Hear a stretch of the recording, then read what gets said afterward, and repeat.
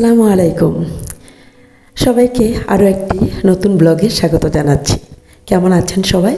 কাছে এবং দূরে, দেশ এবং দেশের বাইরে যে যেখান থেকে আজকে আমার ভিডিওটি দেখছেন তাদের সবাইকে আমার মনোহরেস ব্লগ চ্যানেলে স্বাগত। তো আজকের ব্লগটি মূলত শুরু করেছি আমি সকাল থেকে। আজকে সকালে কোনো রান্না অর্থাৎ নাস্তার কোনো আয়োজন করা হয়নি, চা বিস্কিট খেয়ে নিয়েছি। তো আজকে ঈদের দাওয়াতে মেহমান আসবে বাড়িতে, অর্থাৎ আমার বড় ননাস আসবে, ননদ আসবে, বড় ননাসের ছেলের বউরা আসবেন। তো আলহামদুলিল্লাহ তো সবাই আসবেন, তো সেই উদ্দেশ্যে আজকে রান্নাবাড়ির আয়োজন। তো আজকে মাটির শেলে রান্না বসিয়ে দিলাম। প্রথমে ডিমটা সিদ্ধ দিয়ে দিলাম, আর এরই মাঝে আমি মুরগিটা ভালো করে ধুয়ে ক্লিন করে ভেজে রেখে দিয়েছি। মাছটাও অলরেডি ভেজে নিয়েছি। এখন প্রথমে আমি মাছটা ভুনা করে নেব। পাবদা মাছটা প্রথমে ভুনা করে নিচ্ছি পেঁয়াজ দিয়ে। আজকে মূলত কোনো পারফেক্ট রেসিপি শেয়ার করব না। আজকে আমি যা যা রান্না করি টুকিটাকি সবই আপনাদের মাঝে শেয়ার করব। তো বন্ধুরা, আজকে সবার কাছে অনুরোধ থাকবে পুরো ভিডিওটি স্কিপ না করে অবশ্যই দেখবেন। আর দেখতে দেখতে যদি কোথাও একটু ভালো লেগে যায় অবশ্যই একটা লাইক দিবেন, এবং যারা এখন আমার চ্যানেলটি সাবস্ক্রাইব করেননি তো সাবস্ক্রাইব করার অনুরোধ রইল।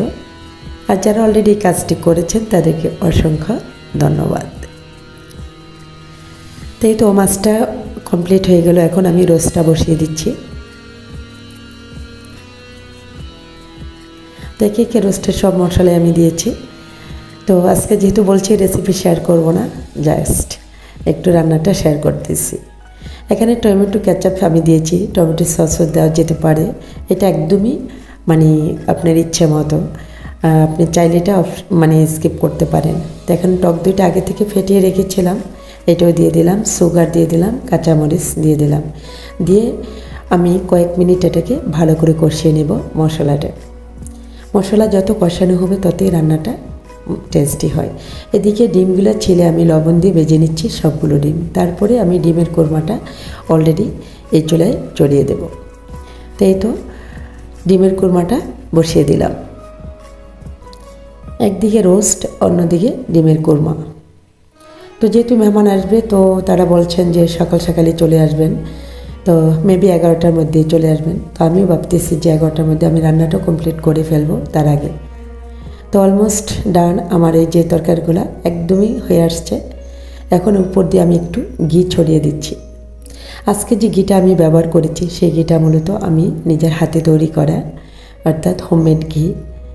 এটা আমি আমার চ্যানেলে শেয়ার করেছি, আপনারা চাইলে একবার দেখে নিতে পারেন। আর যদি মনে করেন তাহলে কমেন্ট বক্সে কমেন্ট করে জানাতে পারেন, অবশ্যই আমি আবারও নতুন করে শেয়ার করার চেষ্টা করব।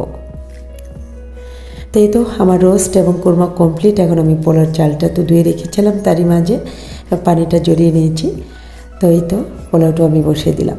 আর চালের পরিমাণে পোলাও কিন্তু আমি তেলের পরিমাণটা অনেকটা কম দিয়েছি, আর 2 চামচ ঘি দিয়েছি।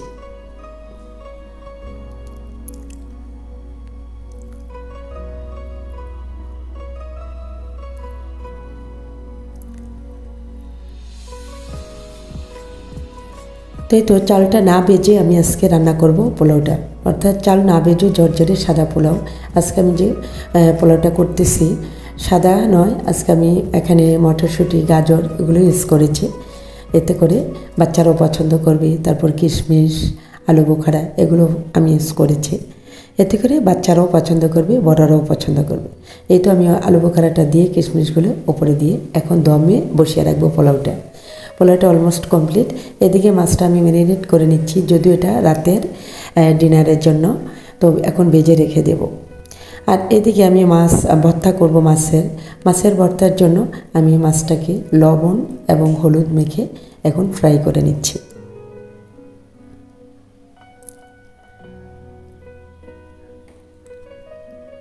তো ভর্তার জন্য মাছটা আমার একদম কমপ্লিট হয়ে গেছে।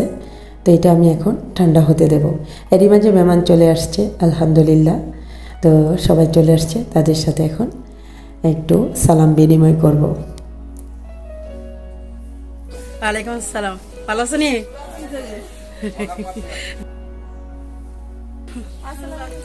ওয়ালাইকুম আসসালাম। আপা আসসালামু আলাইকুম, ভালো আছেন? জিম কেমন আছো ভাইয়া, তুমি বলো?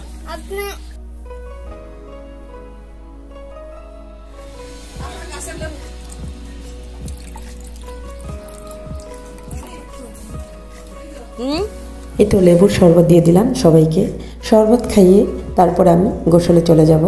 তো এই তো আলহামদুলিল্লাহ আমি গোসল নামাজ সব শেষ করে চলে আসছি। তো মাছটা যে ফ্রাই করে রেখেছিলাম এটা কাঁটাগুলো বেছে নিলাম, আর এখন মাছের ভর্তাটা বানিয়ে নিচ্ছি। মাছের ভর্তাটাতে আমি মিডিয়াম সাইজে 2টা আলু ইউজ করেছি ভর্তাটাকে বর্ণন করার জন্য। এখানে আমি ধনে পাতা কাঁচামরিচ দিয়ে দিলাম, সামান্য একটু কাঁচামরিচ, যেহেতু শুকনো মরিচে দিব, আর পেঁয়াজ, কাঁচা পেঁয়াজ এবং পেঁয়াজ বেরেস্তা 2টা আমি ইউজ করেছি।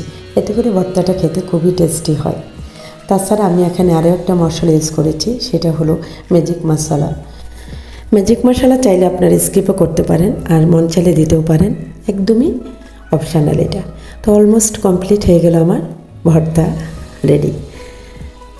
তো আমার সব রান্নাবান্না একদমই কমপ্লিট।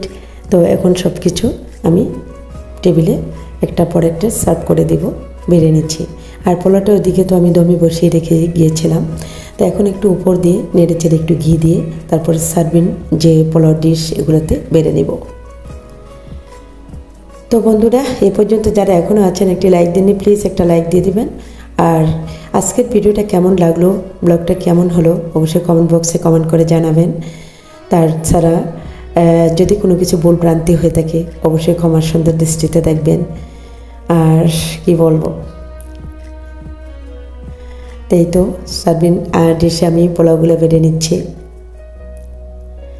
তো টেবিলে সবগুলো খাবারে আমার অলমোস্ট দেওয়া হয়ে গেছে, একটার পর একটা সাজিয়ে নিচ্ছি। আমার বড়ের ননাসের 2 ছেলে ঢাকাতে চাকরি করেন। তো বড় ছেলে এবং তার ওয়াইফ নিয়ে ঢাকাতেই থাকেন, আর ছোট ছেলে রিসেন্টলি বিয়ে করেছেন। তো নতুন, একদমই নতুন। তো যাই হোক, সে বউ এই প্রথম আসলো আমাদের বাড়িতে। তো যাই হোক, নতুন বউ এবং 2 বউর উদ্দেশ্যে আসলে আজকে রান্নাবার আয়োজন। তাছাড়া এখানে ঈদের দাওয়াত বলে কথা। তো যাই হোক, বাবার বাড়িতে আসছে মেয়েরা, বাবার বাড়ির কদরই অন্যরকম।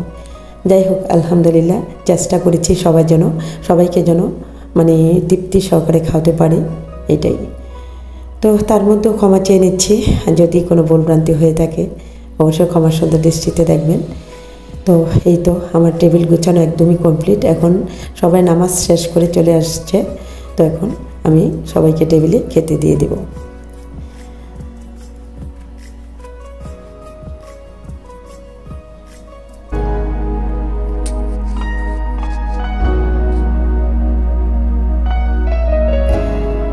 তাই তো সবাই বসে পড়েছেন টেবিলে খাওয়ার জন্য। এটা ছিল আমার বড় নানাস, তারপরে নানাসের বড় ছেলে এবং তার ওয়াইফ। এই পাশে বসছে হলো আমার নানাসের ছোট ছেলে এবং ওর ওয়াইফ। আরেক পাশে বসছে আমার ছোটো ভাইয়ের বউ। তো আমার নানাসের সাথে আমার ছোটো ভাইয়ের বউ, তাদেরকেও বসিয়ে দিলাম। আর ওই রুমে বসছে ছোট্ট ছোট বাচ্চা বাচ্চারা সবাই। তো মাশাআল্লাহ সবাই খুবই এনজয় করতেছে, সবাই একসাথে হয়েছে, এই জন্য সবাই খুবই ফুর্তি করতেছে। আমার কাছে তো এই দৃশ্যটা খুবই ভালো লাগে। তো যাই হোক, আমার আর কি বলবো, তো ওদেরকে দেখে আমার কাছে খুবই ভালো লাগছে। তো বন্ধুরা আজ এই পর্যন্তই বিদায় নিব। যদি আজকে ব্লগটি ভালো লাগে অবশ্যই একটা লাইক দিবেন। আর আজকের ওয়েদারটা দেখুন কত সুন্দর, কত ভালো। তো এই পর্যন্তই বিদায় নিচ্ছি। আসসালামু আলাইকুম, আল্লাহ হাফেজ।